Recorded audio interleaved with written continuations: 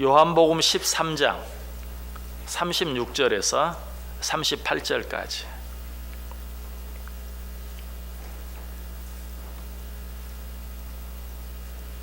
요한복음 13장 36절에서 38절 제가 대독해 드리겠습니다.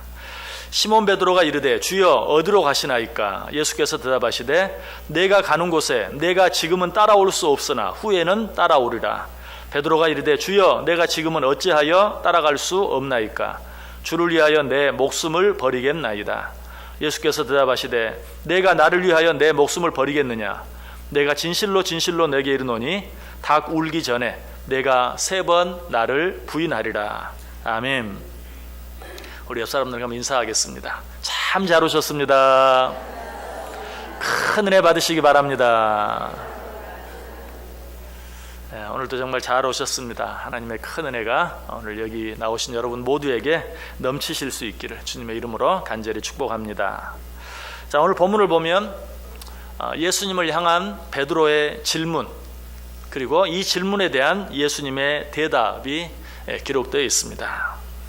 먼저 예수님께 한 베드로의 질문은 무엇이었습니까? 36절에 보면 주여 어디로 가시나이까? 앞에서 33절에서 너희가 나를 찾아도 만나지 못할 것이다 라는 그 말을 듣고 베드로가 질문한 것이죠. 주여 어디로 가시나이까? 그러자 주님께서는 뭐라고 대답하십니까? 역시 36절 뒷부분에 예수께서 대답하시되 내가 가는 곳에 내가 지금은 따라올 수 없으나 후에는 따라오리라. 그러자 베드로가 또 질문하죠. 37절에 내가 지금은 어찌하여 따라갈 수 없나이까? 라고 질문하는 것을 보게 돼요. 자, 이런 베드로의 질문들을 보면서 우리가 가장 먼저 생각하게 되는 것은 베드로는 왜 그렇게 모르는 게 많을까? 라고 한번 생각해 볼 수 있어요. 왜? 사실 예수님께서는 지금까지 제자들과 함께 하면서 왜 이 세상에 오셨는지, 그리고 언젠가 이 세상을 떠나 아버지의 집으로 돌아가게 될 것을 여러 번 직접적으로 간접적으로 말씀해 주셨어요.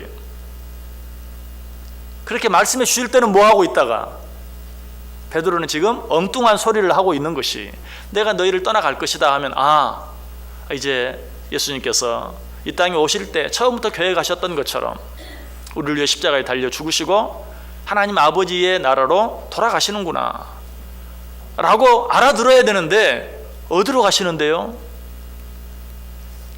너희가 지금은 나를 따라올 수 없으나 이후에는 따라가리라. 그러자 또 베드로가 뭐라고 말합니까? 아니 어디로 가시는데 우리가 따라가지 못합니까? 라고 묻는 거예요. 지금 예수님께서 십자가에 달려 죽으실 것과 죽으신 후에 하나님의 나라 아버지의 품으로 돌아갈 것을 알았다면 그렇게 질문하지 않았겠죠. 그러나 베드로는 이 사실을 전혀 알지 못했어요. 그래서 마치 죽을 병에 걸려서 마지막 한 가닥 희망을 가지고 수술실에 들어가는 엄마를 붙잡고 엄마 어디가? 나도 같이 갈 거야 라고 투정 부리는 어린아이 같은 그런 모습, 이 모습이 지금 베드로의 모습이었어요. 자, 그런데 베드로만 그렇습니까? 베드로뿐만이 아니 예수님의 12 제자들, 다른 모든 제자들도 마찬가지였어요. 아마 그들은 지금 예수님이 어디로 가신다는 것인지 다 알고 있었다면 베드로가 그렇게 말했을 때 틀림없이 뭐라고 말했겠어요? 야 지금 무슨 말 하는 거야? 지금 예수님께서 십자가에 달려 죽으실 것에 대해서 말씀하고 계시잖아. 그것도 모르고 지금 어디로 가냐고 물으면 돼? 십자가에 달려 죽으셨다가 이제 아버지께로 돌아갈 때가 되었다는 것을 말씀하시는데 무슨 자다가 지금 봉창 두드리는 소리냐? 라고 그 옆에 있는 제자들이 거들었을 거예요. 그런데 모르기는 베드로뿐만 아니라 다른 모든 제자들도 마찬가지였어요. 그래서 그들도 은근히, 여러분도 가끔 그럴 때가 있죠. 뭔가 질문하고 싶은 게 있어요. 모르는 게 있어요. 그래도 물어보면 모른다는 게 창피하니까 옆 사람이 대신 물어봐 주기를 기다리죠. 지금 다른 제자들의 심정이 그러했어요. 베드로가 물으니까 맞아. 그래 어디로 가신다는 거야? 다른 제자들도 다 모르고 있었다는 것이. 자, 그런데 여기서 우리가 생각해야 될 것은 베드로가 모르고 베드로뿐만 아니라 다른 모든 제자들도 몰랐다, 이게 아니라 우리들도 너무 모른다라는 것이, 하나님께서 수없이 말씀해 주시는데 설교 시간마다, 예배 시간마다 어떤 방법으로든지 어떤 모양으로든지 우리에게 여러 가지를 말씀해 주시는데 우리는 깨닫지 못해요. 그리고 그 말씀을 이해하지 못해요. 아니 어쩔 때는 오해할 때도 너무나 많아요. 하나님께서 무슨 말씀을 하시는지, 하나님께서 왜 그렇게 말씀하시는지 깨닫지 못하고 오해할 때가 너무나 많다. 자, 물론 하나님께서 말씀하셨을 때 그 말씀을 듣고 깨닫는 것, 이해하는 것, 이것도 중요해요. 그런데 여기서 우리가 먼저 생각해야 될 것은 하나님께서 우리가 도무지 이해할 수 없고 깨달을 수 없는 어떤 말씀을 주실 때 우리가 가장 먼저 취해야 될 태도 한 가지, 그것은 무엇인가? 내가 지금 이해하지 못한다 할지라도, 내가 지금은 그 말씀을 깨닫지 못한다 할지라도 분명 하나님의 말씀인 것을 기억하며 그 말씀 앞에서 겸손하게 오랫동안 참고 기다릴 수 있어야 된다라는 사실이. 여러분 혹 주일마다 하나님 앞에 나와 예배하면서 실망이 될 때가 혹 있지 않습니까? 듣긴 들어도 이해도 잘 안 되고, 듣긴 들어도 은혜도 잘 안 되고, 도대체 나는 뭐하러 교회 오는 것인가? 이렇게 날마다 왔다 갔다만 하면 무슨 의미가 있는가 하는 그런 것 때문에 실망하거나 낙심이 될 때가 있습니까? 혹 기도를 하긴 하는데 응답이 없어요. 아무런 반응이 없어요. 찬송을 해도 감격이 없어요. 그럴 때 또 실망이 되지 않습니까? 그러다가 결국은 기도하기를 포기하고 찬송하기를 포기하고 개중에는 예배하기는 하는 것까지도 포기해버리는 분들이 많이 있어요. 여러분 그러나 기억하시길 바랍니다. 내가 하나님의 말씀을 들었을 때 즉시 깨달음이 오지 않고 은혜가 오지 않고 감격이 오지 않는다고 해서 내가 하나님 앞에 기도할 때 찬송할 때 그 응답이, 그 은혜가 내게 즉시 임하지 않는다고 해서 아무 일도 일어나지 않는 것은 아니에요. 하나님께 예배하는 이 순간에, 내가 하나님께 기도하고 하나님께 찬송하는 그 순간에 하나님의 일은, 하나님의 응답은, 하나님의 반응은 이미 시작이 되는 것을 믿으시기 바랍니다. 그런데 내가 느끼지 못하는 거예요. 내가 너무 아둔하고 내가 너무 둔하고, 때로는 내가 너무 조급해서 하나님 하고 부르면 왜 부르느냐, 내가 여기 있다 라고 즉시 반응이 와야 되는데 그렇지 않는 것 때문에 내가 너무 조급하기 때문에 그렇게 생각되어질 수 있다는 것이. 한 가지 예를 들어 볼까요? 이스라엘 백성들이 하나님께 부르짖습니다. 주여, 애굽에 종살이 하면서 이제 더 이상 못 살겠습니다. 너무 힘들고 어렵습니다. 우리를 구해 주십시오. 하나님께 부르짖었어요. 그 부르짖음 하나님께 상달했어요. 하나님께서 그들을 구원하시기로 작정하십니다. 아니, 그 이전에 이미 작정하셨어요. 그런데 하나님이 그 일을 이루시기 위해서 시작하신 일이 무엇입니까? 한 남자와 한 여자가 결혼하게 하는 일이 출애굽기 2장 1절에 나와요. 레위 가족 중 한 사람이 가서 레위 여자에게 장가 들었다. 여기 레위 가족 중 한 사람은 모세의 아버지 아므람을 말합니다. 그리고 한 레위 여자는 모세의 어머니 요게벳을 말합니다.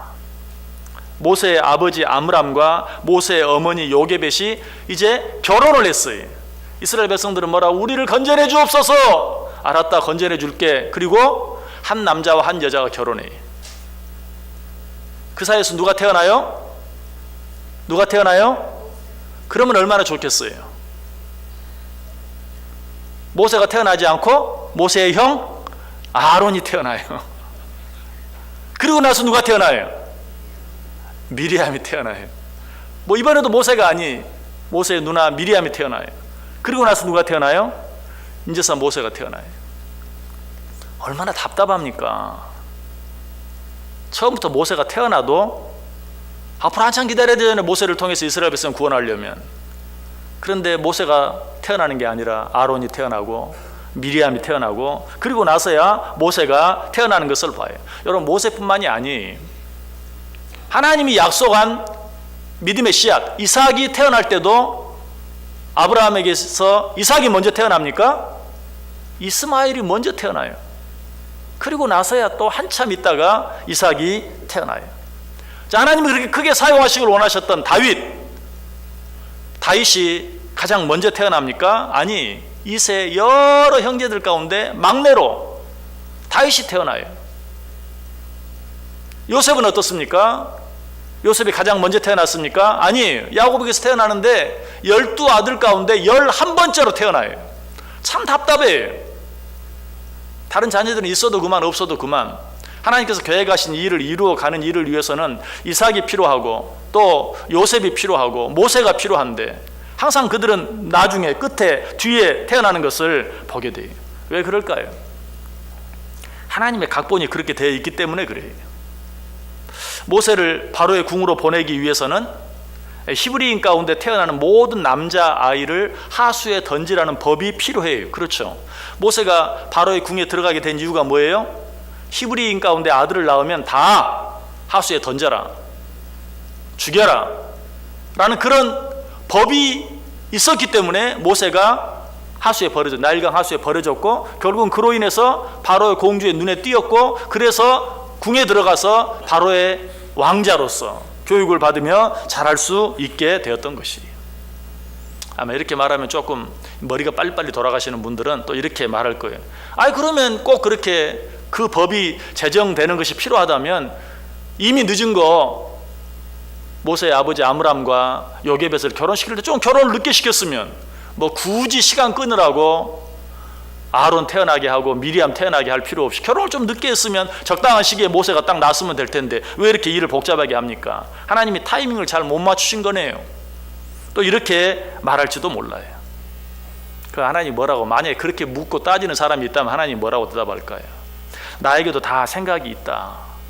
모세가 하수에 던져지면 그 따라가는 걸 가다가, 흘러내려가는 걸 따라가 보다가 바로의 공주가 건지는 걸 보고 얼른 달려가서 내가 이 아이 젖먹일 유모를 데려올까요? 라고 말할 사람도 필요하지 않겠냐. 누가 그 일을 했죠? 미리암이 그 일을 했잖아요. 또 나중에 모세가 이제 장성해서 때가 되어서 하나님께서 모세에게 너 이스라엘 백성 바로에게로 가라. 그래서 이스라엘 백성들을 구원해내라. 그때 모세가 뭐라고 말했죠? 그러면 틀림없이 모세가 나는 입이 뻣뻣하고 둔하여서, 나는 혀가 둔하여서 가지 못합니다. 그러면 내가 옆에서 야, 네 형, 말 잘하는 네 형 있지 않느냐, 형하고 같이 가라 라고 말할 사람이 필요하지 않겠느냐. 나에게는 아론도 필요하고 나에게는 미리암도 필요하다. 그래서 내가 그렇게 한 것이다. 자, 어쨌든 그렇게 해서 모든 준비가 다 끝났습니까? 아니에요. 그렇게 해서 모세가 바로의 궁에 들어가서 몇 년 동안? 40년 동안 왕이 될 사람이, 왕자가 배우는 그런 모든 학문들을 40년 동안이나 그것을 공부했어요. 자, 공부를 마쳤어요. 이제 다 끝났습니까? 아니, 공부를 마치고 보니까 정말 책상 앞에서 배운 공부인지라 너무 거짓이가 한 거예요. 너무 원리 원칙만 따져요. 그래서 애굽 사람들이 히브리 사람을 괴롭히는 것을 보고 참지 못해서 고지고대로 돌로 쳐 죽이고 말았어요. 또 히브리인들끼리 싸우는 모습을 보면서 왜 형제끼리 서로 싸우느냐고 싸움을 말리다가 결국은 또 자기가 저지른 일이 다 탄로내서 결국은 어떻게? 미디안 광야로 도망치고 마는. 그래서 그 광야에서 또 몇 년이요? 40년. 장인 이드로의 양을 치면서 보냈어요. 모세가 몇 살이 되었습니까? 80세가 되었어요. 하나님께서 이스라엘 백성들을 구원하시기로 작정하시고 한 남자와 한 여자를 결혼시키는 것, 이것도 참 답답한 일이었는데, 그리고 나서 형, 동생, 누나, 그리고 나서 모세가 태어나는 그것도 답답했는데, 바로의 궁에서 40년간 공부하는 것, 그것도 너무 길었는데, 아니 그 뒤에 또 광야에서 40년 동안 훈련해서 이제는 80살이 되고만. 그러나 그때에서야 비로소 모세에게 어떤 칭찬이 돌아갑니까? 그 온유함이 지면의 모든 사람보다 더하도다. 비로소 준비가 된 것이. 얼마나 길고 얼마나 지루하고 얼마나 오래 시간이 걸립니까? 여러분, 이런 일들을 보면서 우리는 하나님 꼭 그렇게 하셔야만 합니까? 하나님은 전지전능하신 분이 아니십니까? 왜 그렇게 복잡하게 어렵게 하십니까? 좀 간단하게 쉽게 빠르게 할 수도 있지 않습니까? 여러분, 우리가 이 사건을 생각할 때는 하나님께서 이스라엘 백성들을 애굽에서 건져내시는 일, 그 한 가지만 생각해요.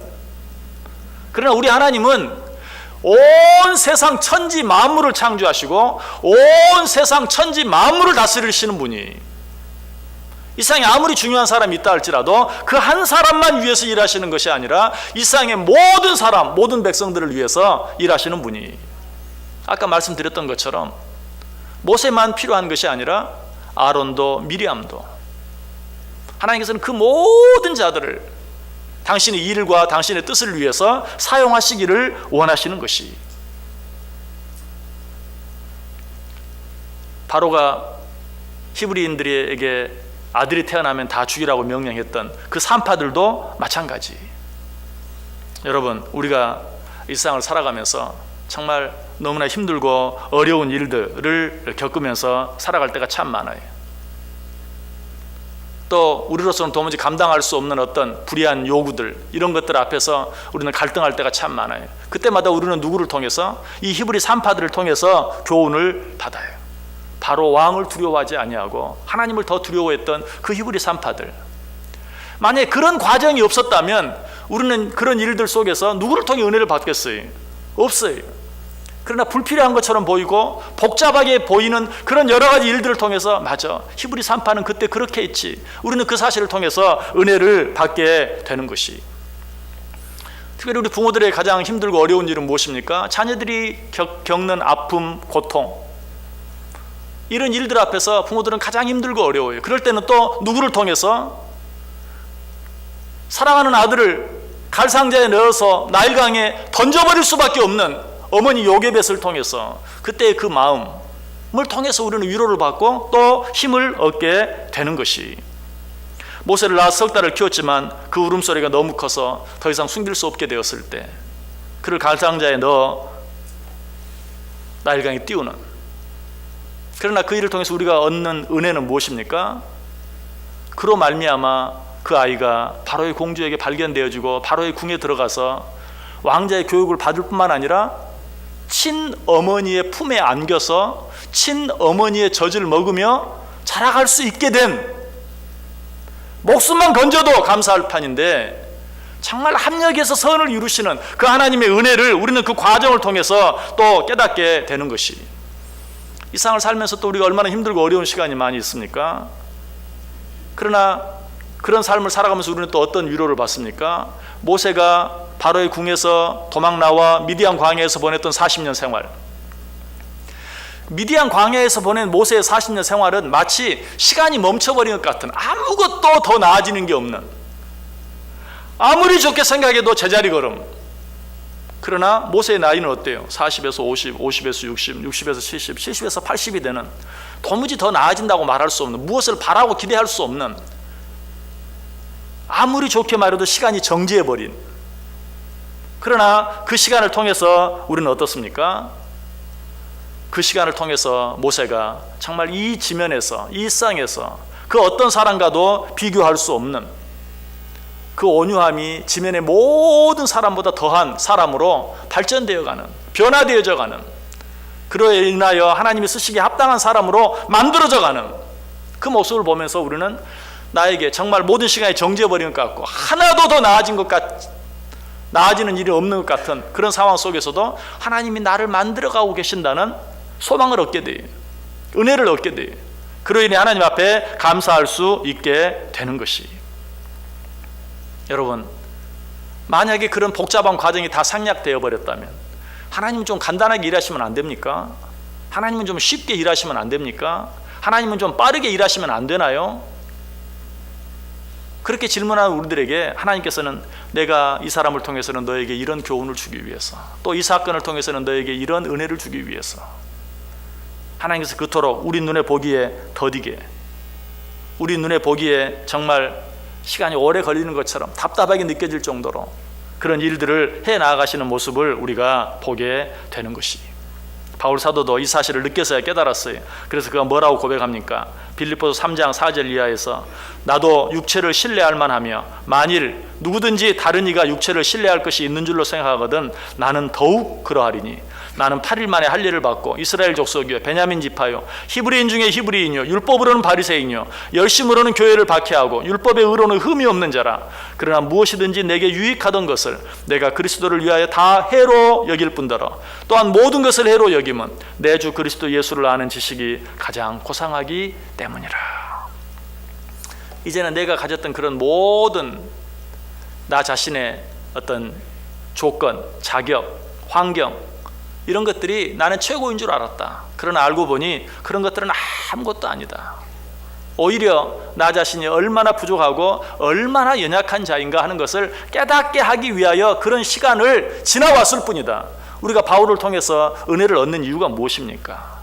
바울이 보통 사람이었다면 우리는 바울을 통해서 별로 은혜를 받을 것이 없어요. 그러나 바울은 세상적으로 너무나 훌륭하고 너무나 귀한 사람이었어요. 그러나 그 긴 과정을 통해서 그런 모든 것들이 얼마나 헛되고 얼마나 무익한 것인가 하는 것을 우리가 배우게 되고 알게 되고 깨닫게 되는 것이, 여러분, 하나님께서는 어느 한 시대만을 위해 일하지 않아요.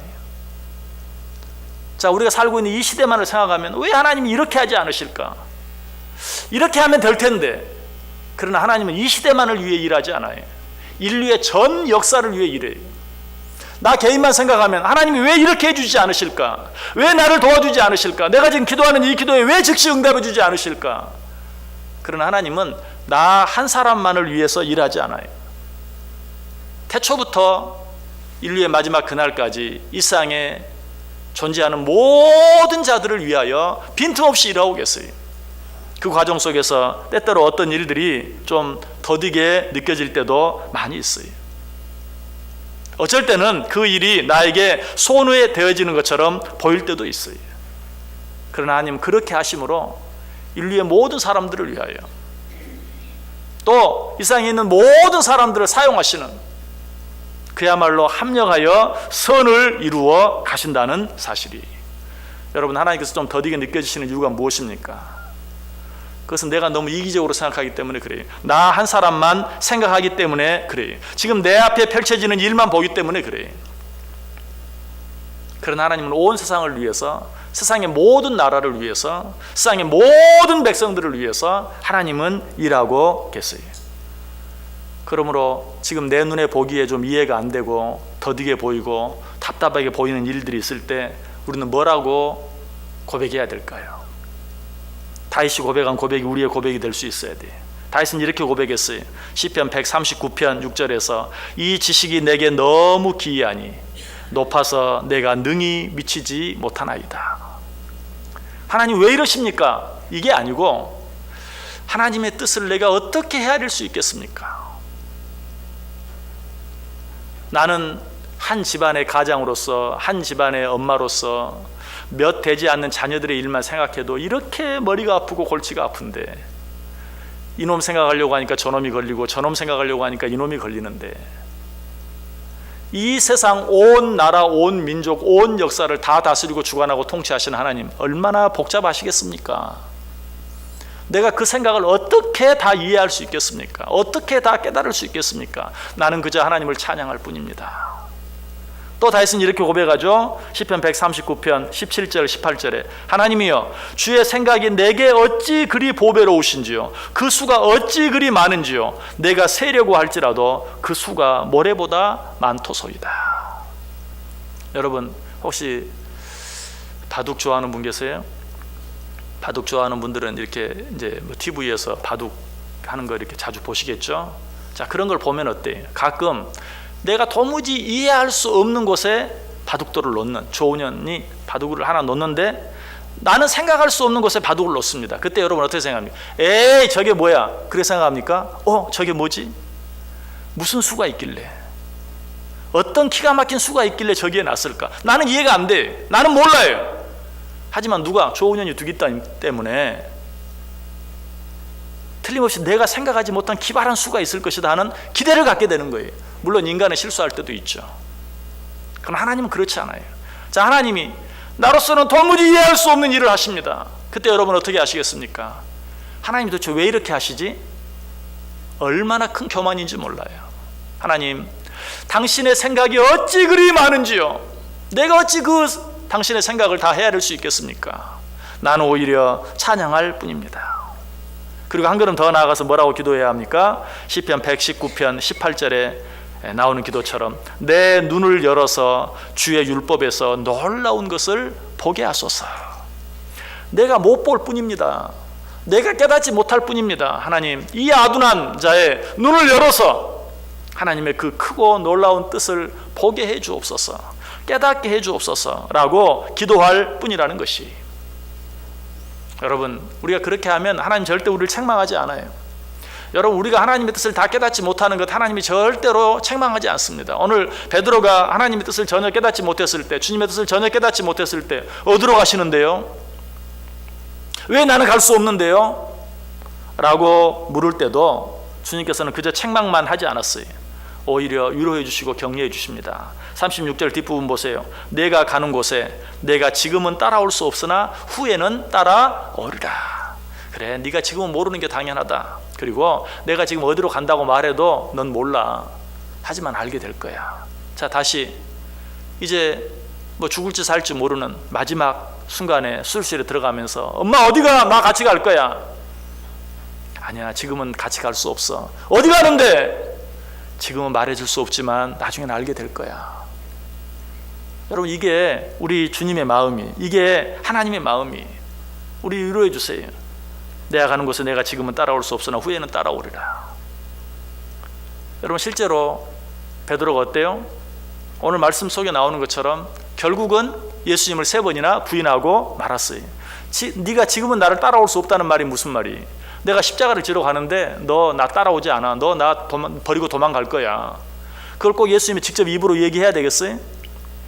지금은 따라올 수 없으나 이후에는 따라올 것이다. 예수님을 버리고 도망가 버렸어요. 그러나 후에는 어떻습니까? 십자가를 거꾸로 지기까지 베드로는 주님의 뒤를 따랐어요. 예수님은 그것까지 아셨어요. 지금은 따라올 수 없지만 이후에는 알 거야. 그러니까 너무 보채지 마 라고 위로해 주시고 격려해 주세요. 여러분, 이해할 수 없는 일들이 있습니까? 도무지 받아들일 수 없는, 도무지 용납할 수 없는 어떤 일이 있습니까? 묻고 따지지 마세요. 하나님 앞에 주여, 내가 어떻게 아버지 뜻을 다 알 수 있겠나이까? 내가 어떻게 아버지 뜻을 다 깨달을 수 있겠나이까? 오직 당신의 뜻만 이루어지기를 원합니다 라고 기도하면 하나님께서 우리에게 위로해 주세요. 네가 지금은 따라올 수 없으나 이후에는 알게 될 것이다. 요한복음 13장 7절에도 말하죠. 예수께서 대답하여 이르시되 내가 하는 것을 내가 지금은 알지 못하나 이후에는 알리라. 여러분, 하나님의 말씀 들으면서 이해가 안 된다고 해서 괜히 목사 탓만 하지 말고 우리 목사님은 왜 저렇게 어렵게 이야기할까? 좀 쉽게 이해 잘 되게 쏙쏙쏙 들어오게 좀 하면 안 될까? 물론 목사의 문제도 있겠지만 여러분, 하나님이라도 오늘 예수님이라도 다 설명할 수 없는, 지금은 아무리 이야기해도 알 수 없는 내용들이 있어요. 내가 하는 것을 내가 지금은 알지 못하나 이후에는 알리라. 바울도 하나님의 그 기이한 뜻을 모두 밝히 알지는 못했어요. 바울, 세계적인 가장 위대한 신학자예요. 그도 하나님의 뜻을 다 깨닫지는 못했어요. 그러나 그는 소망 가운데 믿음을 가지고 뭐라고 말합니까? 고린도전서 13장 12절에 우리가 지금은 거울로 보는 것 같이 희미하나 그때에는 얼굴과 얼굴을 대하여 볼 것이요 지금은 내가 부분적으로 아나 그때에는 주께서 나를 아신 것 같이 내가 온전히 알리라. 지금은 좀 답답하죠. 일상 살아가면서 이거 하나님 믿고 사는 거 잘하는 거야 이거? 이래도 내 인생 정말 다 종치는 거 아니야? 정말 힘들게 닷새 동안 일하고 토요일 주일 간신히 쉬는데 이날은 교회 와서 예배드리고 봉사하고 이러다가 내 인생 다 망치는 거 아니야? 그런 답답한 생각이 들지 않습니까? 하나님께서도 우리에게 뭔가 보여주시고 설명해 주시길 원하시지만, 아니 설명해 주시지만 우리는 다 이해하지 못해요. 7, 80년, 80년, 90년, 아니 100년 기껏해야 그렇게 일상을 살다 가는 우리가 영원한 시간을 우리는 이해할 수 없어요. 우리는 사실 영원이라는 말을 쓰기는 쓰지만 이 영원이라는 개념, 영원이라는 시간을 우리는 도무지 느낄 수도 없고 생각할 수도 없고 깨달을 수도 없어요. 그런 우리를 향해 말하는 거예요. 지금은 거울로 보는 것처럼 희미하지만 앞으로는 얼굴과 얼굴을 대하여 보는 것처럼 확실하게 알게 될 것이다. 우리가 하나님 앞에 가게 되면 정말 막 길길이 뛸 거예요. 하나님이 우리를 위해서 계획하셨고 우리를 위해서 준비하신 그런 일들을 바라보면서 정말 하나님을 얼마나 아름답게 찬양하게 될지 몰라요. 우리는 이 사실을 믿음으로 바라보고 믿음으로 기다릴 수 있어야 돼요. 또 다른 사람을 권면할 때도 마찬가지. 혹시 내가 아는 것, 그것을 어떤 사람에게 말하고 가르치는데, 특별히 전도할 때 도무지 이해를 못해요. 받아들이지를 않아요. 너나 잘하세요. 그런 반응이, 여러분 그럴 때 어때요? 우리 실망이 되죠. 낙심이 되죠. 그럴 때 우리는 뭐라고 말합니까? 벽창호야, 쇠기의 경리기야, 소용없어. 아유, 그런 사람은 안 보는 게 최고야. 그냥 너무 쉽게 포기해버리고 버리지 않습니까? 우리는 그런 사람들에게도 소망을 가져야 돼. 지금은 그렇지만, 내가 그러했던 것처럼 지금은 그러하지만, 내가 그에게 전한 그 복음이, 그 말씀이 언제 어떻게 열매를 맺게 되고 결실을 맺게 될지 알 수 없는 것이, 우리는 그러한 것을 믿음 안에서 소망 가운데 가질 수 있어야 돼요. 여러분, 책을 파는 월부 책장사, 요즘은 뭐 그런 책장사가 별로 없죠. 전 대학교 때 책을 팔러 다녀보았어요. 하루에 한 질 팔면 그거는 뭐 아주 땡 잡은 거죠. 하루에 한 질이 어디 있어요. 일주일에 한 질 팔면 다행이지. 일주일에 한 질만 팔아도 괜찮아요. 일주일 동안 하루에 수십 집씩 일주일 다녀보세요. 그러다가 거기서 고작 한 질 팔았다. 얼마나 힘들고 어려운 시간입니까? 지금도 차를 파는 사람들이 있죠. 하루에 차를 몇 대나 팔까요? 하루에 차 한 대 파는 것 꿈 같은 일이에요. 그럼에도 불구하고 언젠가, 어느 날인가, 어느 시간인가 책 한 질을 사고 차 한 대를 살 사람이 나타난다는 사실을 가지고 성실하게 끝까지 포기하지 않고 임하는 사람만이 그 일을 감당할 수 있고 성공할 수 있는 것이죠. 여러분, 복음을 전하는 일도 마찬가지. 사람들이 그 일을 받아들이지 않는다고 해서 10년, 20년, 아니, 그 일의 결실은 내가 죽기 전에 일어나면 감사한 일이에요. 빨리 일어난 것이 내가 죽은 다음에 일어날 수도 있어요. 우리는 전하는 것으로 만족할 수 있어야 돼요. 그래서 사도 바울이 뭐라고 말합니까? 나는 심었고 아볼로는 물을 주었으되 오직 하나님께서 자라나게 하셨나니 그런즉 심는 이나 물 주는 이는 아무것도 아니로되 오직 자라게 하시는 이는 하나님뿐이니라. 심는 이와 물 주는 이가 한 가지이나 각각 자기가 일한 대로 자기의 상을 받으리라. 우리는 심을 뿐이, 우리는 물을 줄 뿐이, 자라게 하시는 분은 누구예요? 하나님이세요. 그러므로 복음을 전하는 일도 너무 성급하게 열매를 기다릴 것이 아니고 그 열매가 내 평생에 일어나지 않을 수도 있다는 사실, 그래도 나는 실망할 이유 필요가 없다는 사실, 하나님께서는 그 씨앗을 반드시 당신의 시간표 안에서 싹이 나게 하시고 줄기가 나게 하시고 열매가 맺게 하실 것이라는 믿음을 가지고 그 일을 할 수 있어야 된다는 사실이에요. 말씀을 마칩니다. 지금 여러분 가운데 어떤 일들이 있습니까? 지금 여러분 가운데 어떤 이해할 수 없는, 어떤 용납할 수 없는 어떤 일들이 여러분 가운데 있습니까? 하나님께 예배드리면서, 하나님께 기도하면서, 하나님께 찬송하면서 정말 아무런 반응이 없는 것 같은 그런 것들로 인하여 혹 지쳐있지는 않습니까? 정말 실망하고 낙심하기 일보 직전은 아니십니까? 여러분, 이 시간도 하나님은 우리의 예배를 받으시고 우리의 기도를 들으시고 계시는 것을 믿으시길 바랍니다. 하나님은 이미 내가 하나님 앞에 무엇을 말하기 전에 이미 당신의 일을 시작하고 계세요. 내게 가장 필요한 그 일을 위해 하나님께서는 이미 일하고 계세요. 그리고 우리에게 말씀하세요. 지금은 네가 이해할 수 없으나, 지금은 네가 거울로 보는 것처럼 힘이 하나 언젠가는 얼굴과 얼굴을 대하여 보는 것처럼 밝히 알게 될 것이다.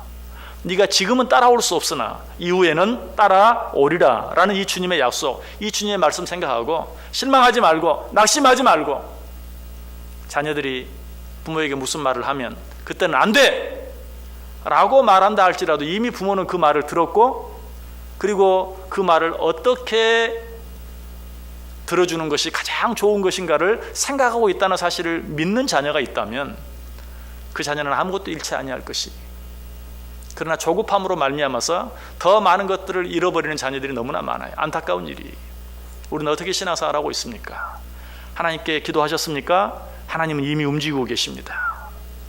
하나님께서 말씀하신 것이 있습니까? 하나님께서는 이미 그 일을 시작하시고 우리에게 말씀해 주시는 것이, 어떤 일 앞에서도 실망하지 아니하고 낙심하지 아니하고 주의 뜻이 어찌 그리 귀한지요, 주의 생각이 어찌 그리 많은지요. 나는 그 당신의 생각을 도무지 다 따라잡을 수 없나이다. 그러나 분명히 믿습니다. 하나님의 뜻은 이루어지고 하나님께서 계획하신, 하나님께서 이루시는 모든 일들은 합력하여 선을 이룰 것을 믿습니다 라고 살아갈 때 우리의 삶 전체가 사도 베드로처럼 지금은 아무것도 할 수 없지만 어쩌면 예수님을 3번이나 부인하고 따라갈지도 모르지만 그러나 결국에는 십자가를 거꾸로 지기까지 충성하고 헌신하는 귀한 하나님의 사람이 되어질 것을 믿고 감사함으로 살아갈 수 있는 저 여러분 될 수 있기를 주님의 이름으로 간절히 축원합니다. 기도하겠습니다.